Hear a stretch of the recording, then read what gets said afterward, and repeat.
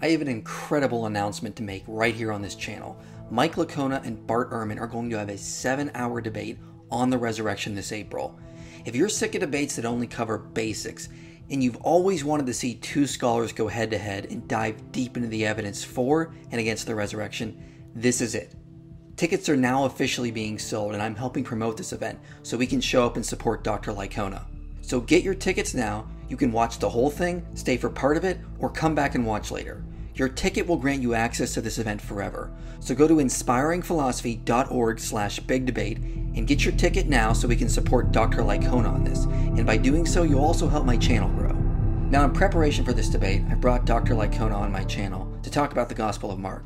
See, skeptics often claim that Mark didn't believe Jesus was God when he was writing his Gospel. This idea was developed and evolved, and we don't see Jesus portrayed as God until John wrote his Gospel. Well, Dr. Licona has some strong arguments against this, where he can show Mark did believe Jesus was God, and we're going to cover that right now. So, Dr. Licona, thank you for joining me today. How are you doing, by the way? Good, Michael. It's good to see you. Yeah, it's your first time on my channel, so welcome. I appreciate that. It is. Well, you're doing some great work, Michael, and I look at the videos you're producing, and it's like, wow. So Thank that you. and the debates in which you've been involved. So pretty cool stuff. Thank you. And anyone who's interested, Mike Licona has his own channel, which you should all go check out and subscribe to.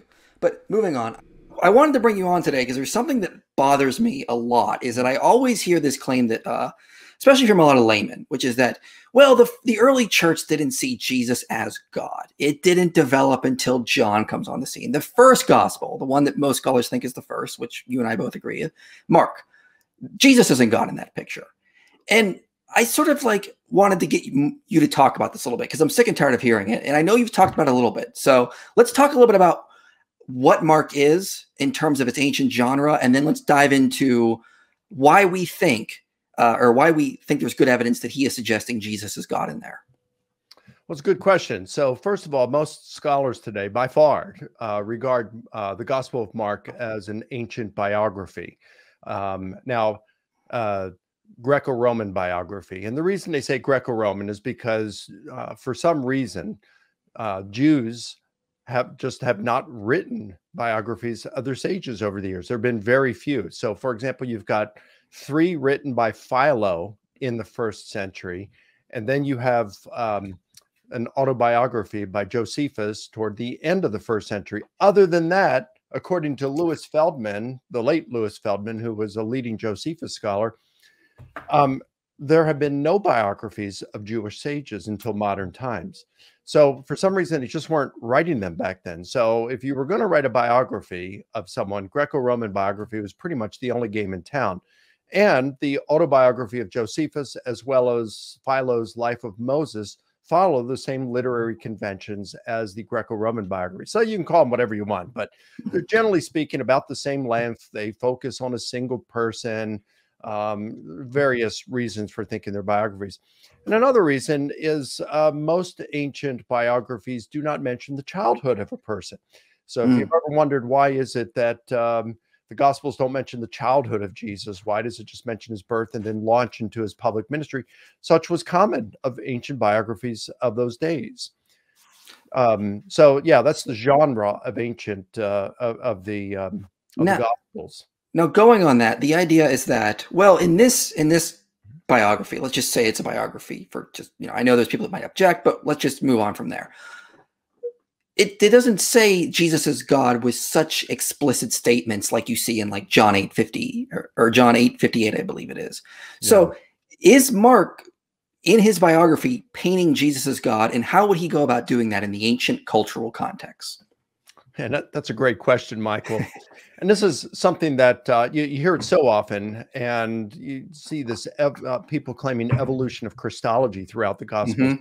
But when we view Mark in light of its biographical genre, we find that Mark has pretty much the same Christology as John does, the latest Gospel.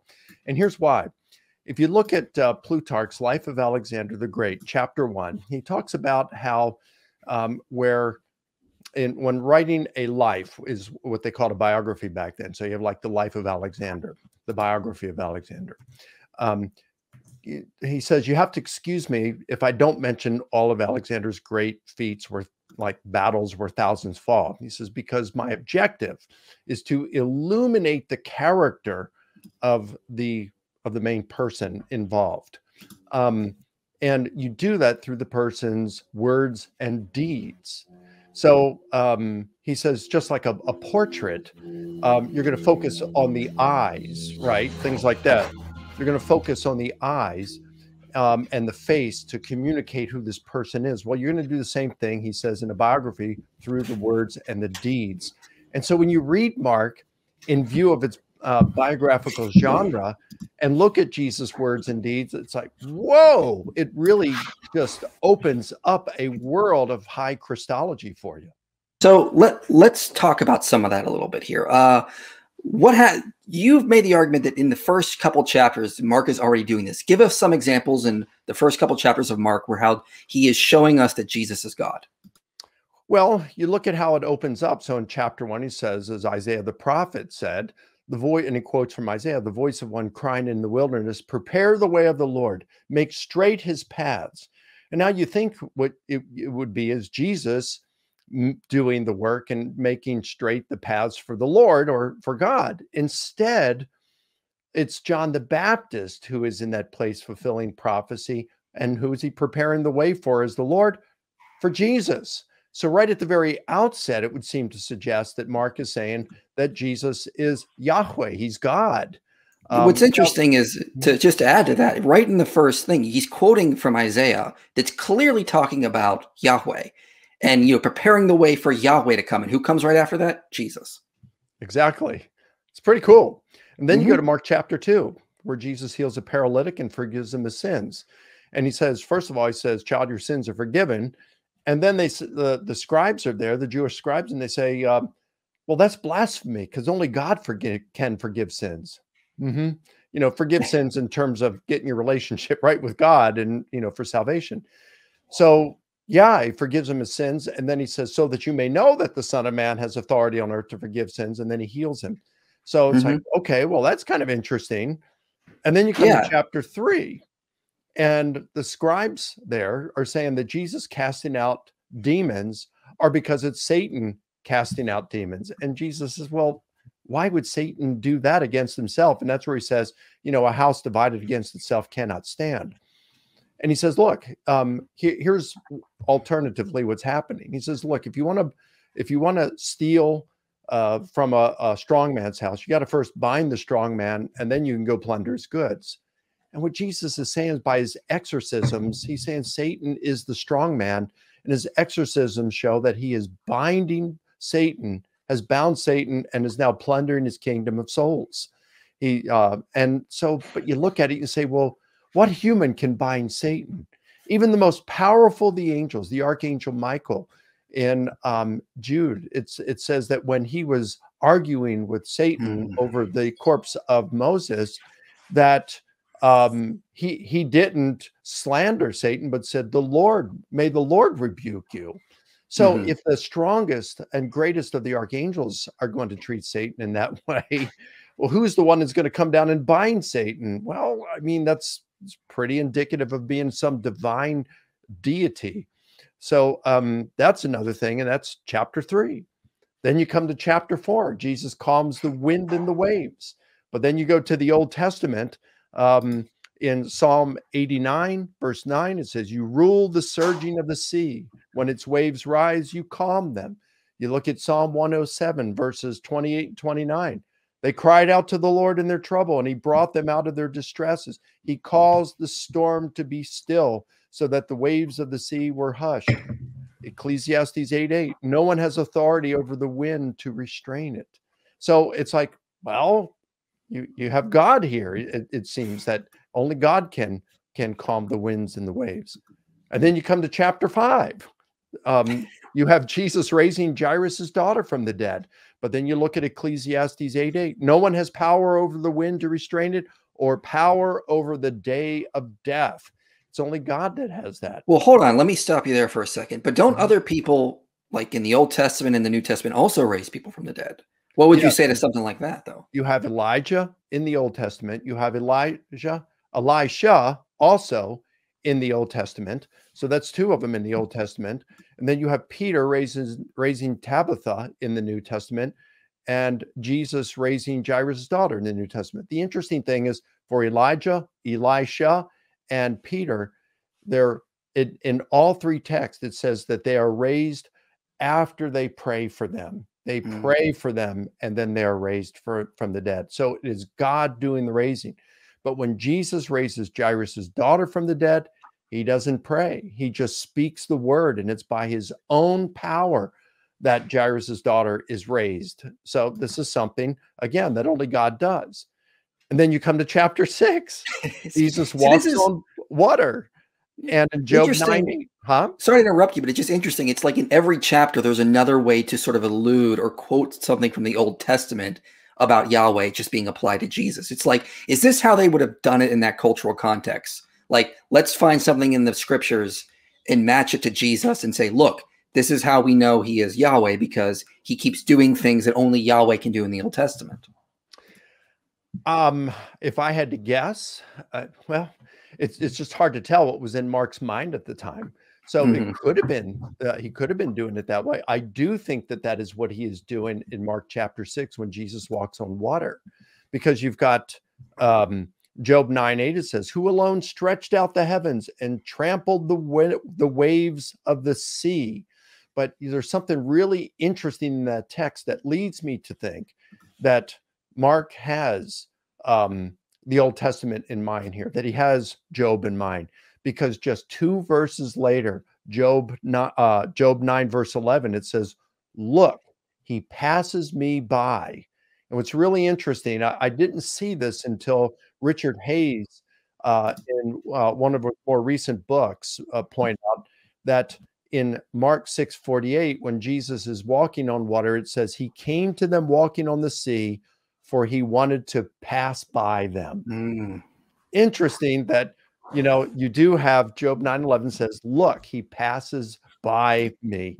So yeah, I think he's got the Old Testament in mind, at least for that one. So there are, I mean, you see chapters 1 through 6 in every chapter. Now, of course, there were no chapter divisions in the autographs, right? In the originals.